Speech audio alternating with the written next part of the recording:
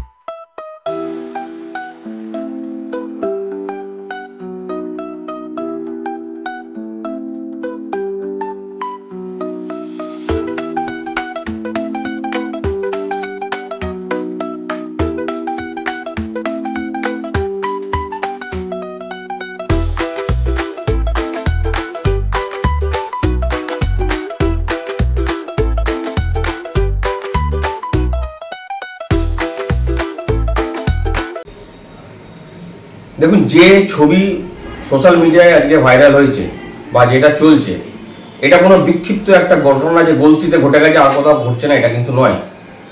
আজকে বিগত মোটামুটি বলতে পারেন যে 2011 সাল থেকে গোটা পশ্চিমবাংলা যেটা চলছে তারই এটা একটা খণ্ডচিত্র মাত্র। সব জায়গাতে তৃণমূলের আমলে এই যে কাটমানি বা এই ভাগাভাগি নিয়ে আজকে কোন জায়গায় পৌঁছে গেছে তার সবচেয়ে বড় উদাহরণ হচ্ছে নিজেদের মধ্যে মারামারি, গোষ্ঠী আর গোষ্ঠীবাজি। তারই ছবি আমরা দেখতে পাচ্ছি, এখানে ভাগাভাগি চলছে। হয়তো এখানে ভাগাভাগিটা ঠিকভাবে হচ্ছে বলে সে মারামারি জায়গায় পৌঁছায়নি। আর আমরা যদি দেখতাম এখানে ভাগাভাগি ঠিক নেই, তাহলে একটু পরে হচ্ছে তারপরে একটা ছবি পেতাম যে হচ্ছে এমএলএ সাহেবের সাথে অঞ্চল সভাপতির মারামারি হচ্ছে। তো ভাগাভাগি ঠিক হয়ে গেছে, সেই জন্য হচ্ছে মারামারি কোনো গল্প নেই, ভাগ বাটোটা করে সবাই নিজেদের মতো চলে যাচ্ছে। এই ছবি প্রকাশ পাচ্ছে, এটা সর্বত্র ঘটছে এবং এটাই আশা করছি সবাই বুঝেও গেছে, জনগণ বুঝে গেছে, বাংলার মানুষ বুঝে গেছে।